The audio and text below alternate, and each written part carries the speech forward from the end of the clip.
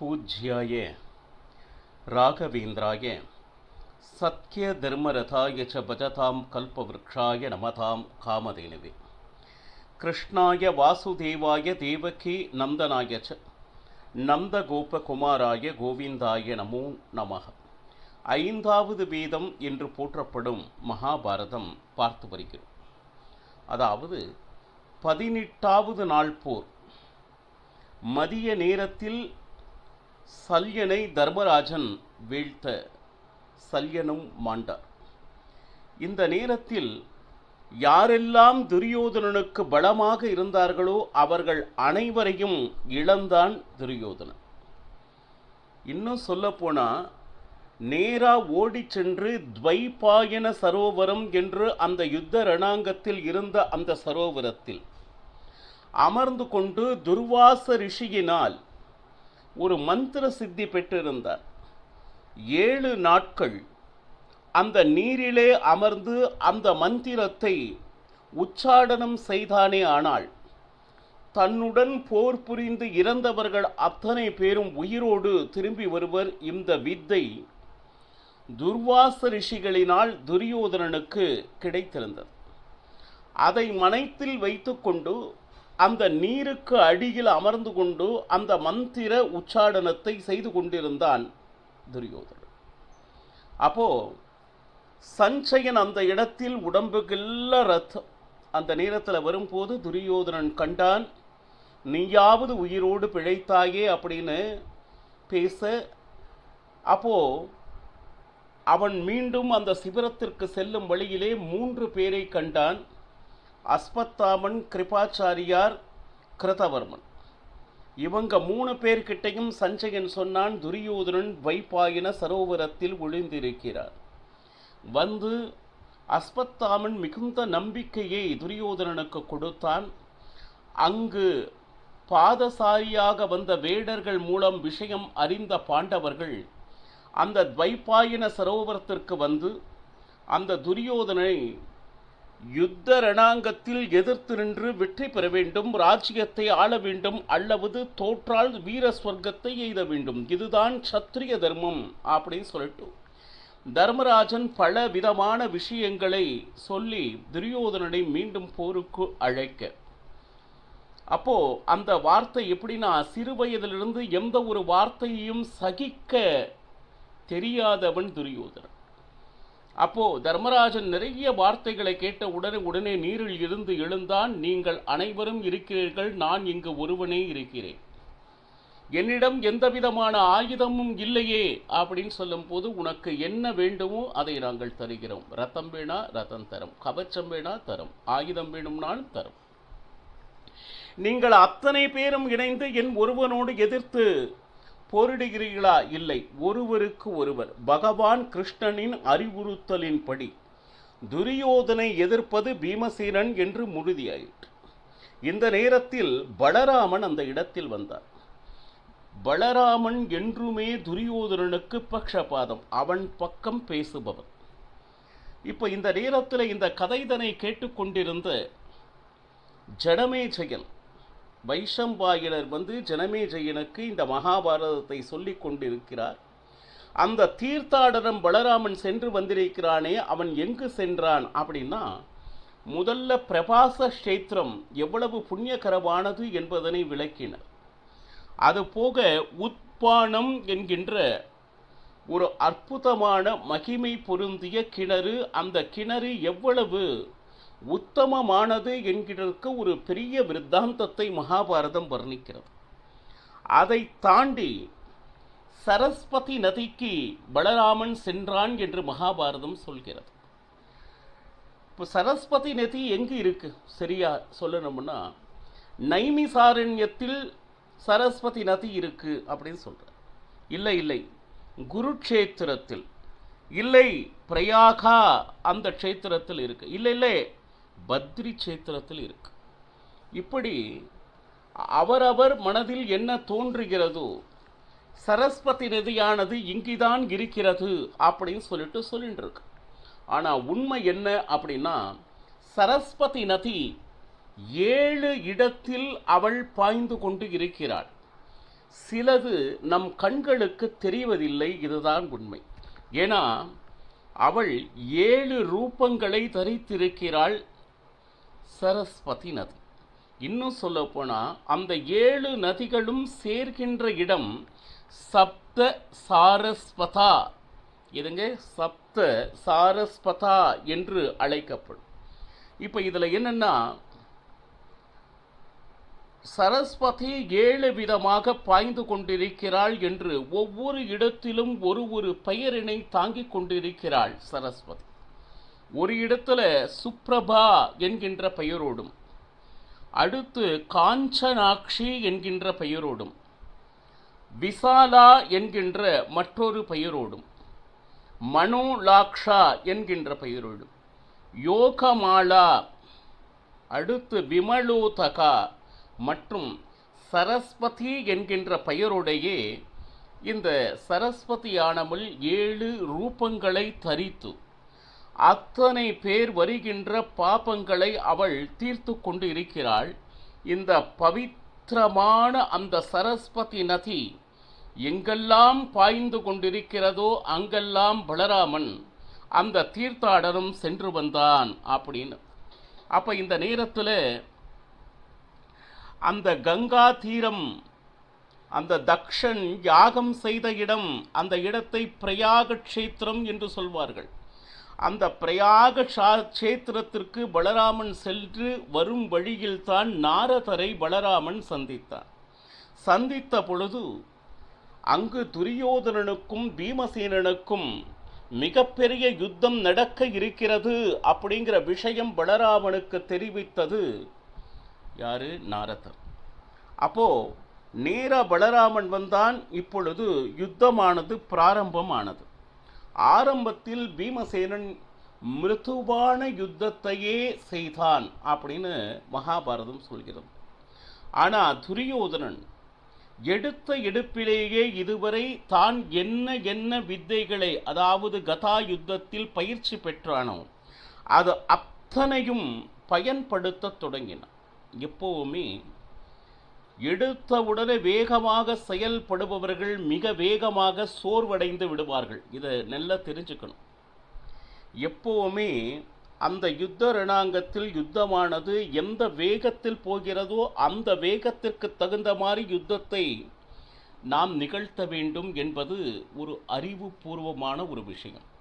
இன்னும் சொல்ல போனால் துரியோதனன் தன் கையில் வைத்திருந்த கதையை விட 1.5 மடங்கு அதிக பாரத்தை கொண்டது பீமசேனனது. இன்னும் சொல்ல போனால் 2 பேரும் அந்த யுத்தம் செய்த ஒரு விஷயம் இருக்கே, ஒருவருக்கு ஒருவர் தாக்கிக் கொண்டு உடம்பெல்லாம் ரத்தம். யாரு? 2 பேருக்கும். இன்னும் சொல்ல போனா ஒரு முறை துரியோதனன் ஓங்கி பீமசேனனை அடிக்கும் பொழுது பீமன் சுரண்டு மூர்ச்சையாகி விழுந்தான். அப்படி இப்போ மூர்ச்சையாக விழுந்திருந்த சமயத்தில் துரியோதனன் நினைத்திருந்தால் பீமசேனனை ஓங்கி அடித்திருக்க முடியும். ஆனால் காத்திருந்தார். அவன் எழும் வரை காத்திருந்தான். இன்னும் சொல்ல போனா பாருங்க, இந்த இடத்தில் துரியோதனன் அடித்து பீமசேனன் வீழ்ந்தானா அப்படிங்கிற ஒரு கேள்வி நாடகம் நடத்தி கொண்டிருக்கிறான் பீமசேனன். ஏன்னா ஒன்று சொல்லட்டுங்களா, சத்ருக்களுக்கு அவங்களுடைய திறமையை முழுவதுமாக காண்பிக்கிறதுக்கு எவ்வளவு அவகாசம் வேண்டுமோ அவகாசத்தை தர வேண்டும். மற்றவரை ஆட வைத்து வேடிக்கை பார்ப்பது, அவன் சோர்வாகும் வரை அவனை என்ன சொல்றது, அந்த கதா யுத்தத்தை பயன்படுத்த சொல்வது என்கின்ற ஒரு வித்தை உண்டு.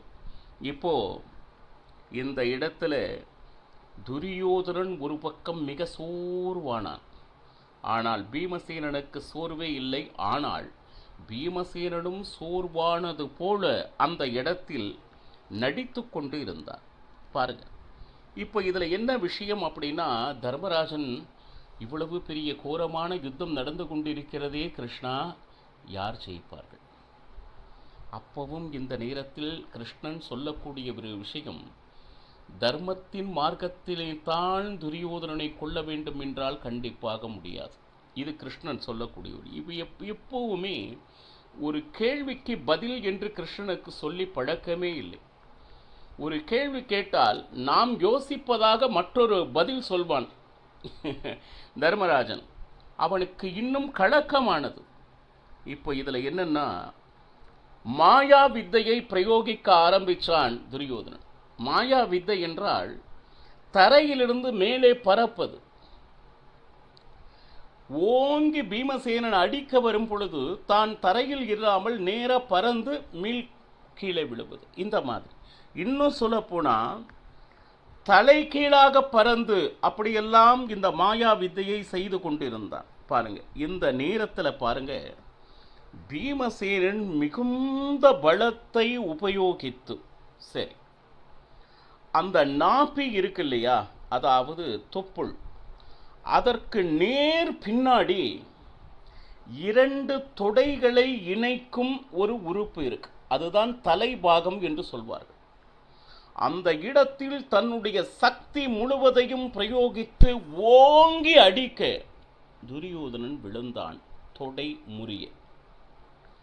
இந்த இடத்துல தான் நிறைய சர்ச்சைகள். கதா யுத்தத்தின் நியமப்படி நாபிக்கு கீழ் எந்த காரணத்தை கொண்டும் கதா யுத்தம் செய்யக்கூடாது. ஆனால் இவன் நாபிக்கு கீழ் அடிக்கவில்லை. பீமசேனன் ஓங்கி அடித்த இடம் எது அப்படின்னு கேட்டீங்கன்னா, அந்த நாபியின் பின்பக்கம் இருக்கு இல்லையா, இன்னும் சொல்ல போனால் ஸ்பைனல் கார்டு அப்படின்னு சொல்லுவாங்க இல்லையா, இந்த 2 கால்களை 2 தொடைகளை இணைக்கும் அந்த இடத்தில் ஓங்கி அடித்தால் அந்த இடமானது உடம்பிலிருந்து அப்படி பிரிஞ்சு வந்துடுது, ஜாயிண்ட், அவ்வளவுதான். அப்ப இனிமேல் கால்கள் எந்த காரணத்திலும் பயன்படாது. துரியோதனனால் இனி எழுந்திருக்க முடியாது. ஏற்கனவே அவனுடைய பிரதிஜை, இவனுடைய தொடை இதனை முறிப்பேன் அப்படின்னு பிரதிஜை செய்திருந்தான். அவனுடைய பிரதிஜையும் சரியாயிற்று. அதே போல கதா யுத்தத்தின் நியமத்தையும் கடைபிடித்த மாதிரி ஆகிவிட்டது. இந்த நேரத்தில் பாருங்க, சபத்ன சூத்திரம் என்கின்ற ஒரு அற்புதமான மந்திரம். பகவான் நரசிம்மனை நினைத்து துதிபாடி கொண்டிருந்தான் பீமசேனன். இதை கண்டு கொண்டிருந்த பலராமனால் இதை பார்த்து சகிக்க முடியவில்லை. ஏன்னா இப்பொழுது பீமசேனன் பலவிதமான விஷயத்தை சொல்லிக் கொண்டிருந்தான். அன்றைக்கு பகடையாட்டத்தில் பகவான் கிருஷ்ணனையே எப்பொழுது நீ வைக்கப் போகிறாய் என்று என்னுடைய அண்ணனிடம் கேட்டவன் தானே நீ. இன்னும் சொல்லப்போனால் சமாதானத்திற்காக ராஜ்யத்தை கேட்க தூதுவனாக வந்த பகவான் கிருஷ்ணனை கட்டி போட்டவன் தானே நீ. ஏன்னா யாரை அபமானப்படுத்தினாலும் தாங்கிக் கொள்வான். பகவானை யாராவது அவமதித்தால் அதை சிறிதும் தாங்காதவன் பீமசேனன். ஏன்னா அந்த பகடை ஆட்டம் அப்படிங்கிறது அதர்ம வழியில் நீ நடத்திய ஒரு விஷயம். இது எல்லாத்தையும் விட திரௌபதிக்கு நீ செய்த அவமானம் இருக்கிறதே அந்த சபைதனில். அந்த அவமானத்திற்கு எல்லாம் சேர்ந்து கிடைத்த தண்டனையே இது துரியோதனா என்று பீமன் கர்ஜித்துக் கொண்டிருந்தான். ஆனால் துரியோதனன் இன்னும் சாகவில்லை. இந்த நேரத்தில் பலராமன் வந்தார். என்ன செய்து கொண்டிருக்கிறாய்? பலராமன் கேட்கிறார். மகா பாப்பிகளுக்கு என்ன நடக்க வேண்டுமோ அது நடந்து கொண்டிருக்கிறது அப்படின்னு சொன்னான். அந்த நேரத்தில் அந்த இடத்தில் என்னென்ன நடந்தது? பலத்த காற்று வீசியது. மழை எப்படின்னா மண்மழை, சூறாவளி என்று சொல்வார்களே, அந்த காற்றினிலே மணல், அது போக பயங்கர சப்தம். ஒரு பக்கம் இடி, ஒரு பக்கம் மின்னல், இன்னும் சொல்ல போனால் இரத்த மழை பொழிந்தது. இந்த இடத்தில் யக்ஷர்கள், இன்னும் சொல்ல போனால் ராட்சசர்கள், பிசாசிகள், இவர்கள் அத்தனை பேரும் ஓலமிட்டு கொண்டு இருந்தார்கள் அப்படின்னு. ஒரு பக்கம் பாண்டவர்கள் தன்னுடைய ஜெயத்தை கொண்டாட சங்கநாதம் செய்து கொண்டிருந்தனர். இப்போ இந்த இடத்தில் ஒரு விஷயம் சொல்றார். அங்க இருக்கக்கூடிய ஸ்திரீகள் எல்லாம் புருஷனானார்கள், புருஷனெல்லாம் ஸ்திரீ ஆனார்கள் அப்படின்னு எழுதுறாங்க. என்ன இது, எப்பொழுதும் இல்லாதபடி மாறாக இந்த பூமியில் பலவிதமான விசித்திரங்கள் நடந்து கொண்டு இருக்கிறதே என்று தேவர்களும் நடுநடுங்கிக் கொண்டு இருக்கிறார்கள். இந்த மாதிரி ஒரு யுத்தத்தை நாங்கள் இதுவரை கண்டதே இல்லை அப்படின்னு சொல்லிட்டு அத்தனை பேருக்கும் ஆச்சரியம். இடது காலினால் துரியோதனுடைய தலை மீது வைத்து அவனை என்ன சொல்லுது, சித்திரவதை செய்து கொண்டிருந்தான். கொஞ்ச நெஞ்சமா தர்மத்தை மீறிய காரியத்தை நீ செய்தாய் என்று செய்த ஒவ்வொரு காரியத்தையும் துரியோதனனுக்கு நினைவுபடுத்தி தன்னுடைய காலினால் அவனுடைய தலையை மிதித்து கொண்டிருந்தான் பீமசேனன். இந்த நேரத்தில் இதை சகிக்க ஒண்ணாது வந்த பலராமன் கேட்ட கேள்விகள் என்ன? அதற்கு பீமனை பேச விடாது பகவான் கிருஷ்ணனே எதிர் நின்ற பலராமனுடைய கேள்விகளுக்கு எப்படி எதிர்கொண்டான் என்கின்ற விஷயத்தை நாளையும் பருகலாம். சர்வம் ஸ்ரீ கிருஷ்ணார்ப்பணமஸ்து. ஹரே ஸ்ரீனிவாசா.